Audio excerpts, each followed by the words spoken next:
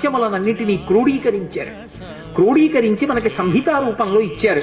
అందులో చెప్పారు శ్లోక రూప మంత్రం. అది మంత్రం అయితే మళ్ళీ అందరూ చెప్పడానికి సావకాశం కలగచ్చు కలగకపోవచ్చు, ఎందుకంటే స్వరభేదం ఉంటుంది. కానీ అది శ్లోక రూప మంత్రం. అందుకే తప్పు చెప్పకుండా చెప్తే చాలు.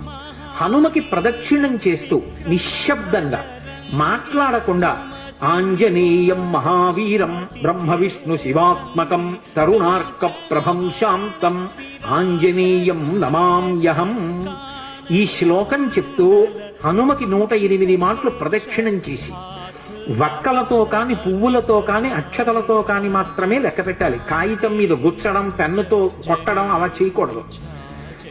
వక్కలు 108 ఓ డబ్బాలో పట్టుకెళ్ళి ఖాళీ డబ్బా పట్టుకెళ్ళి ఈ ఒక ప్రదక్షిణం చేసినప్పుడు మళ్ళీ స్వామి దగ్గరికి రాగానే నిలబడి ఈ శ్లోకం చెప్పడం.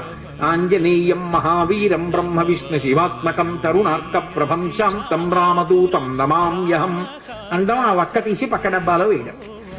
108 ఇందులో వక్కలు అందులోకి వచ్చాయంటే 108 ప్రదక్షిణాలు అయిపోయాయి. మళ్ళీ వక్కల డబ్బా పట్టుకుని ఇంటికి వెళ్ళిపోవడం.